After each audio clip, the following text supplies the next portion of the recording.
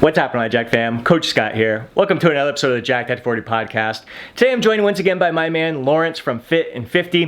We're going to be talking about the muscle building phase that he's embarking on throughout the entire year of 2022. We're going to discuss the goals he set for himself, how he's going to be measuring progress, what he's doing different with this muscle building phase compared to muscle building phases in the past, any supplements that he may be taking, and you'll find that his views are very much in line with mine. So I'm sure this episode is going to resonate with you, and of course, my furry homie Chiefy Dog here makes an appearance because muscle gains is what he is all about. Hope you enjoyed this video. If you do, please do us a favor, smash that thumbs up button and drop a comment down below to share your thoughts and insights from today's podcast. Let's get to it. All right, Laurence, so last we talked, you had already wrapped up your cutting phase. You shared your wisdom on the lessons you learned throughout that. Now you have embarked on a muscle building journey, which has me excited because we follow somewhat a similar approach. We like to take a nice, slow and steady approach. We like the muscle building phase to last as long as possible. So share a bit about like what is your goal with this muscle building phase? How long is this muscle building phase going to last? What are you hoping to get out of this experience? So basically, I'm only planning to gaining 12 pounds in 12 months. So I'm more or less on track for that now. And the goal in that time period from a muscle building standpoint, I'm even going to tell you how I'm going to track this. So this is like what I was telling you. They'll tell you something that I haven't told anybody yet. This is it. So I plan on building at least 5 pounds of muscle. And so a lot of debate has gone on in my comments and stuff about whether I can build any, whether it be 1 or 2. Some more optimistic people have said I might be able to build 9 or 10. I'm very grateful for those few. And then, but in reality, I'm hoping for 5, maybe 6 pounds tops. And the way I'm doing that is I will be 163 at the end of the mass gain. And I should be at, if I am successful, my handheld bioimpedance meter, which has been very accurate up or down, whether it's actually percentage right, but it's been very accurate up or down, should read 12.5% body fat, which is what my typical weight is, 158 pounds and 12.5% body weight. So body fat, 12.5% body fat. I'm really mixing up my words today. But anyway, so yeah, but that's so it's a very clear goal for me in something that's very difficult to track in that way, right? So that is how I'm going to make that as clearly trackable as possible from a home-based scenario. Right, because yeah, so many people like they'll start a muscle building phase and they end up gain a whole bunch of weight and just assume it's a whole lot of muscle. It really, they're not an accurate comparison, and maybe they'll cut down. Like for me, it's always I compare my muscle building phase. So I'll do the muscle building phase, then I'll cut and get to the same body fat percentage and see, all right, I weigh a pound or 2 heavier than I did the last time at this body fat percentage. So yeah, I think measuring, like, it's great to have that gauge of where you're at a certain body, comparing the same body fat percentage and your body weight with that body fat percentage. I think that's absolutely key there. So once again, for those who haven't watched our previous podcast, I've had you on. You're 56 years young, 5'8", starting this muscle building phase. Did I say 5'8" last time? I'm 5'9", but whatever. It's only 5'9". You grew. I grew. Look at that. I didn't realize it was 5'8" last time. But anyway, I'm 5'9", but either way, it's not that. Yeah, so 5'9", and you started like around 100. Well, you're 153 pounds at this stage in the game. What was you've gained a pound in this process right now already? So you started at 152? So I mean, what happened? Yeah, officially what I had is at 152, but during maintenance, I tightened up a bit and I lost about a half a pound. So I don't know if you want to count that one or not. I haven't been officially counting it. So, but yeah, so in that way I've gained like a pound and a half. So, but basically I'm up about a pound now as of this morning. I said just 153.1. And like me, natural bodybuilder. And what's your lifting experience like? Because I think I'm sure like in the comment sections of your videos, training age has a big factor in how much muscle we can gain as well. Like how many years of lifting experience do you have? And like how many years have you been like doing it in a proper way? And that's a good question, because I mean that's what comes up a lot. But people they just say you're too old, which is, so you can't build any muscle. And then you got people saying, well, you've been lifting for a long time, so you can't build any muscle. Now, I have been lifting for 11 years, so that's getting to be a long time. And those first couple of years, I made pretty good progress. If you look at the progress pictures, although even from then to now, I probably got a good 5 or 6 pounds of muscle on from those first couple of years. But what I would say that the difference is why I feel that I can build, 5 or 6 pounds of muscle, which some shouldn't be impressed with, and some, most people say I can't do that. I think is the general consensus. Are saying it's not going to happen. And you look over the last few years, that's fair. I'm a 1 or 2 pound, less than 2 pounds. I don't think I've ever gained more than 2 pounds of muscle in a year since the initial, right? So in some ways it's fair, but I've also always middle distance ran. I had other athletic endeavors. I didn't strictly focus on trying to build muscle. I liked working out, liked lifting weights. I liked running, so everything wasn't always focused in on that. And then this last year's been very encouraging when I've seen the new growth of my quads. And even as I'm cutting, I'm getting the quads are working and stronger and better. And, I see that. And of course, some of that probably is a bit of a response to the factor I'm not running right now. Right. And because of the house rental, if anyone hadn't seen the other one. So I'm not running right now. And so my quads seem to be responding very well to weight training. You had mentioned my delts too, and that was another thing. Now they're 100%. I haven't had this healthy a body. I know I'm 56 years old, but this is the healthiest my body's been probably in 5 years, and that's just because it was kind of wore down, beaten up, and took a long time to heal. And I found that magic hanging, which hanging from a bar, and that totally opened the game up for me again, because the pain was gone. I could train like I want, and that's really opened the game up for me again too. And so between those things, I've seen some good changes happen in my body. I'm like, okay, let's go for it. I mean, personal scenario is not perfect. I'm busy with a lot of other projects. I'd like to have had those wrapped up before I started, but it's like, you can wait forever for the perfect day. So today's the day. Right. And especially since it's a 12-month process here. Even if you waited till a perfect day to start, there's going to be stuff that's going to come up later in the year anyway. Sure. You can't plan a perfect year out for there, but I absolutely love the approach. And I mean, who's the best?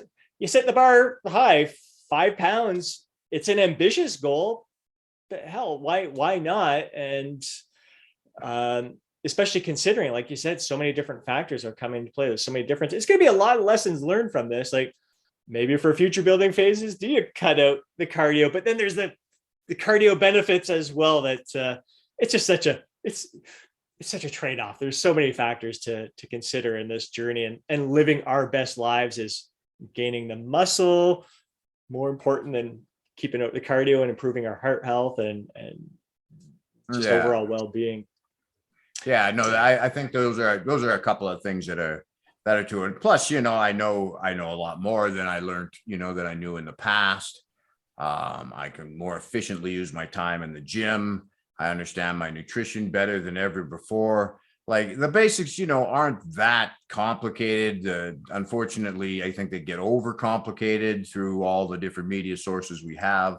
But there's still a lot to learn. There's still a lot to learn on a personal level, like what works best for you. And all of that takes time. And I feel like I'm at a point that it's kind of like you can talk about it all you want, or you can get in the gym and train. And I'm at that point where I want to get in the gym and train and just let's see what I can do. I'm going to do it anyway. So let's put a name to it. I've been calling it the Natty Freak Physique. Let's put a name to it. Let's put a goal to it.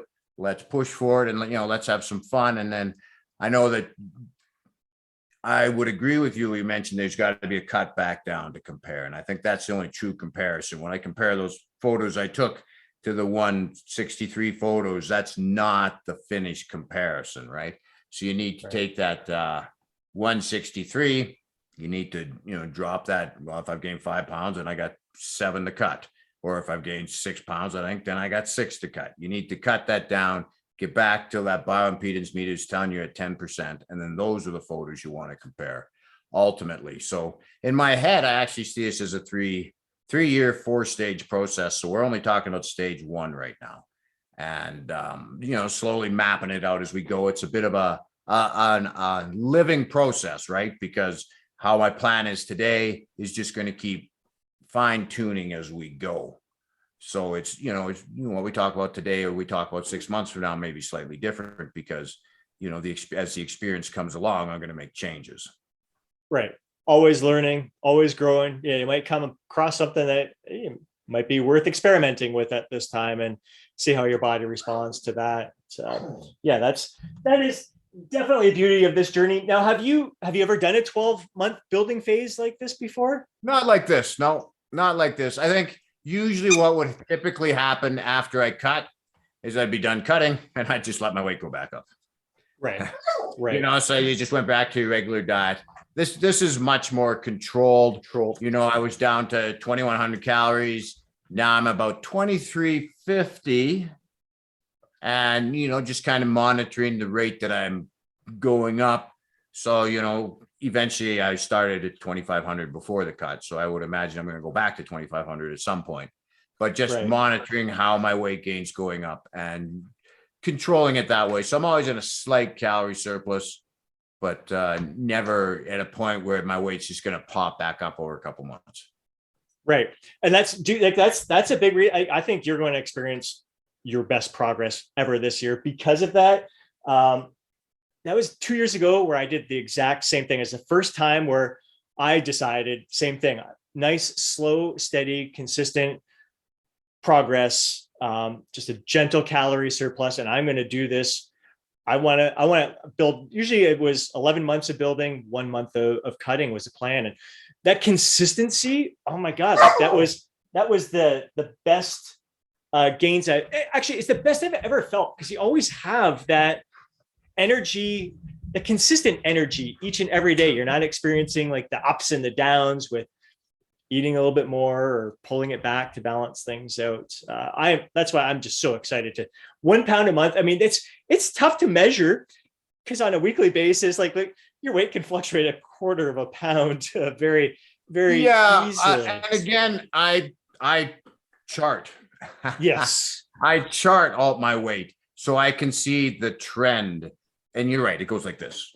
Yeah. But there's a trend up or there's a trend down, and that's all I care about. And I have that advantage over most people because most people don't chart and graph their weight. That's what a nerd thing, right? But I mean, it allows me to control it at a level that most can't do, right?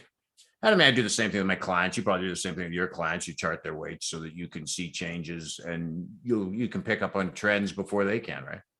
Right. Yeah, 100%. So controlling your nutrition, anything different with your training that you're experimenting with this year compared to years past? More volume right now. This isn't the way I would recommend a program because I'm trying to get the volume in, within limited time. So I'm training at least 5 days a week, 40-minute workouts. And normally I'm an hour work training guy, but just keep them short. Lots of supersets. I broke my workouts into modules. So I have a little chest and back module. I have a little arms module. I have a legs module. I have a shoulders module. I have a couple different chest and back modules, couple different shoulder modules.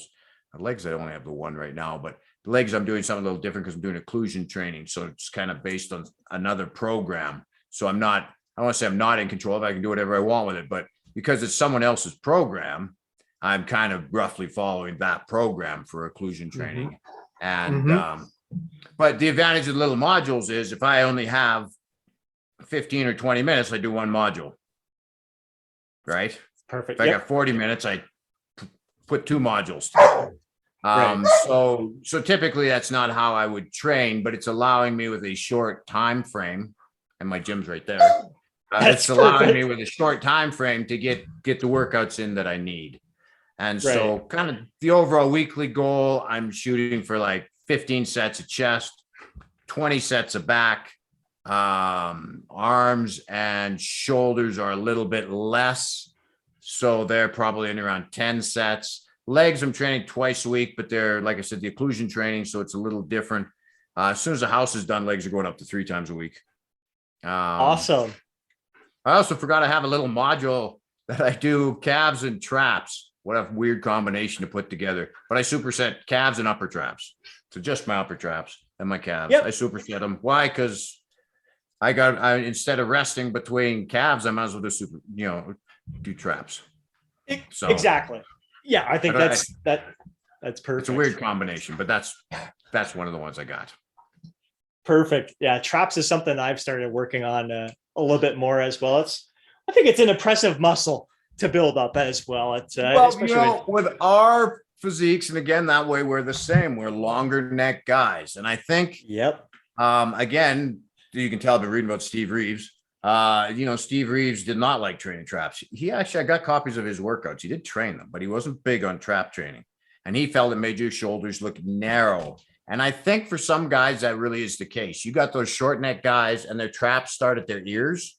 And don't get me wrong, they look powerful. That's a very powerful look. When your traps start at your ears and stop down here, that, that guy's got some power. But it does make your shoulders look narrow. But on us, when we build ours, you kind of get that shoulder cap, then you get that little hump right there. Then it kind of comes across and then slopes up a bit, right? And I think it's a good look for guys like us that have longer necks, and it kind of takes the attention away from the factor that we have longer necks. And I think for us, it's a big aesthetic element to add in. 100%. It's so funny because I just received two comments on one of my videos last week on tip number 1, train your neck muscles.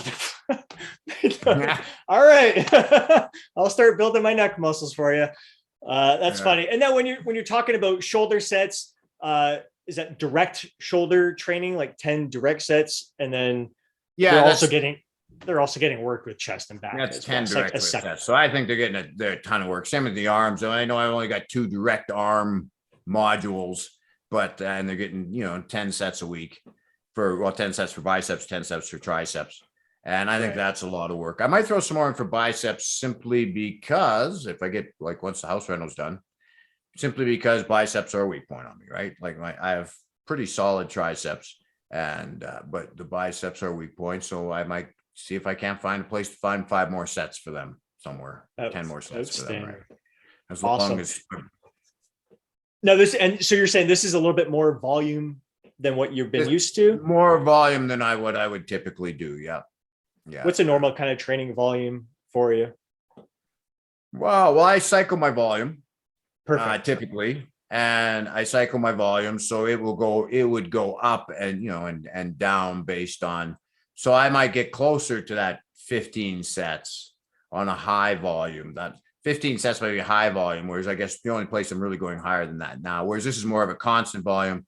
Plus the style I'm training. I'm doing my level up method, plus what is really the Natty Freak trick that I've added into this whole thing.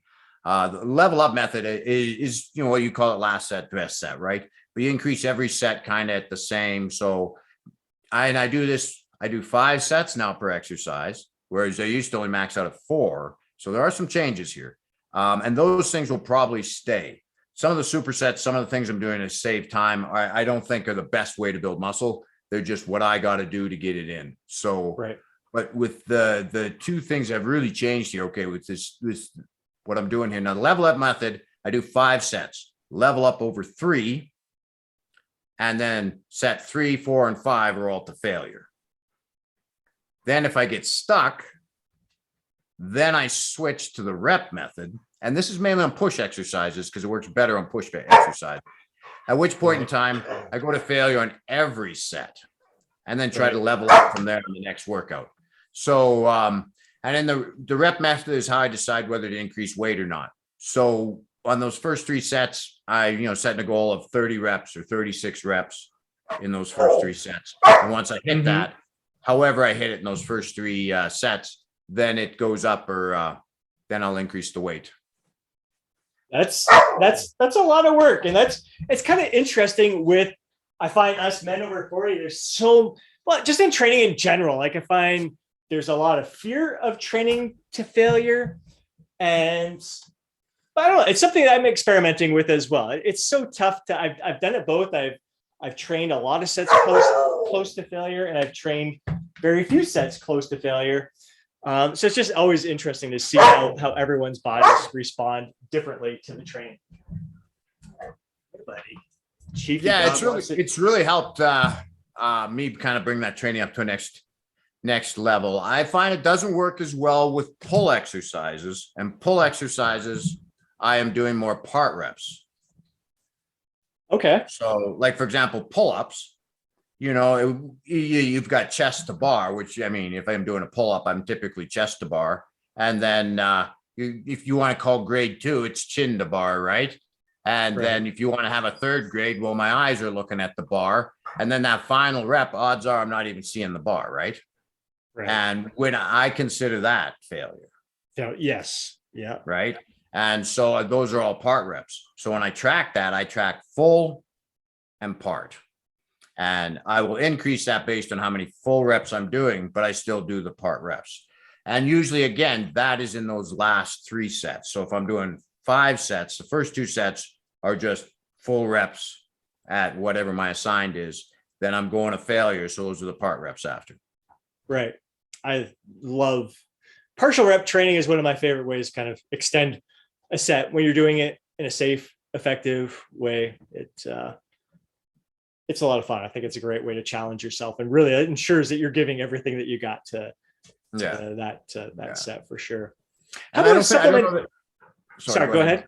I don't know that everybody should be doing that, though. I do think you gotta build your recovery system first. But oh yeah, for sure. No doubt about that. And you gotta be careful with the exercises as well. Like you're not going to get under a bench press and start doing partial reps on the bench press unless you got a really good workout partner who you don't mind breaking their back trying to get that last rep up there. I was going to say, I always train with dumbbells, but even at that, I mean, I'm not, when I say I hit failure, the only way I ever hit failure, even in dumbbell training, is true failure is by mistake, right?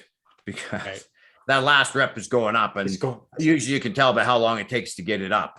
By that, it's your last rep, right? Yeah.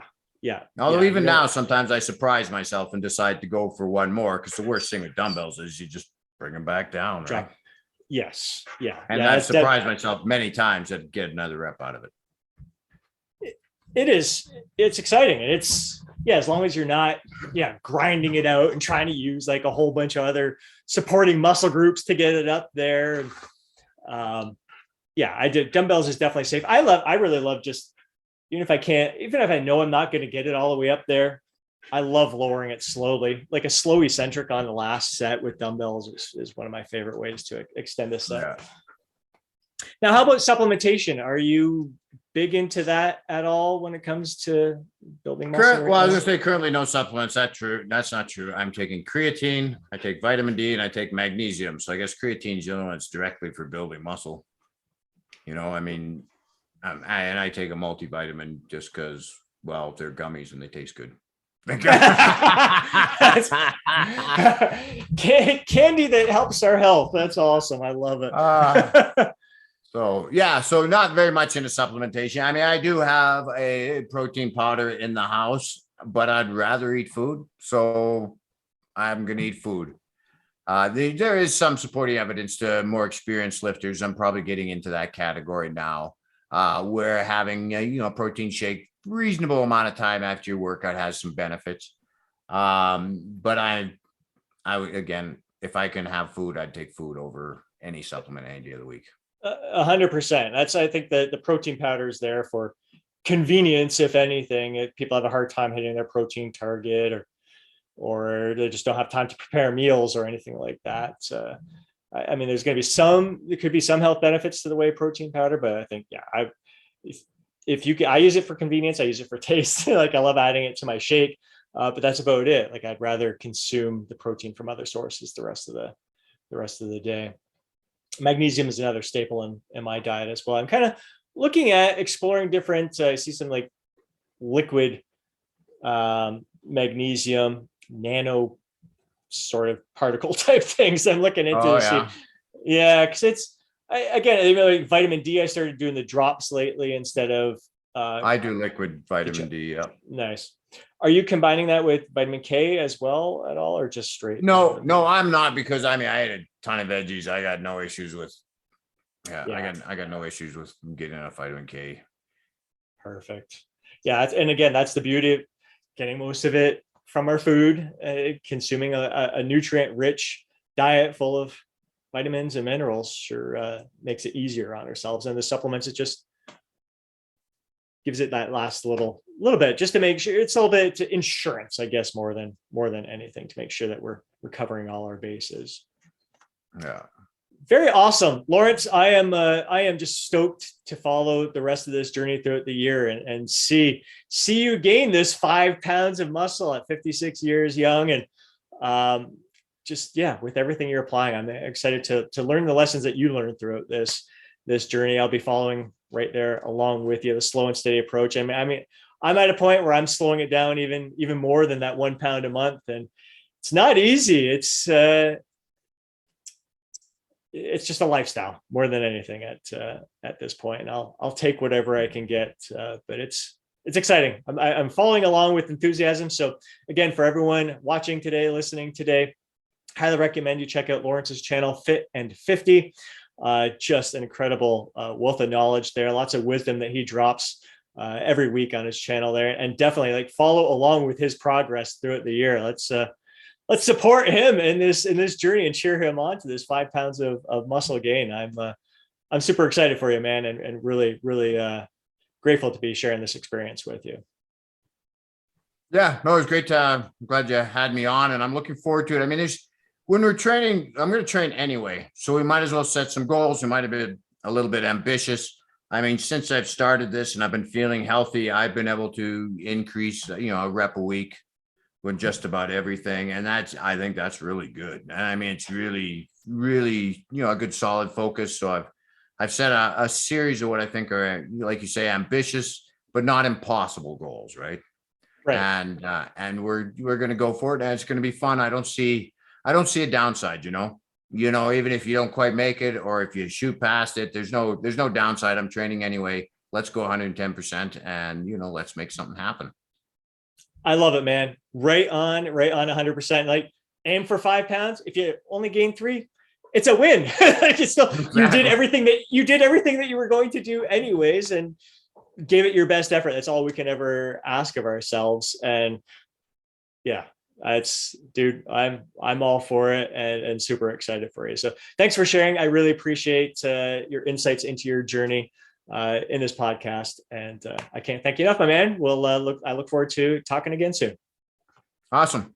Have a good one, Scott, and keep working out.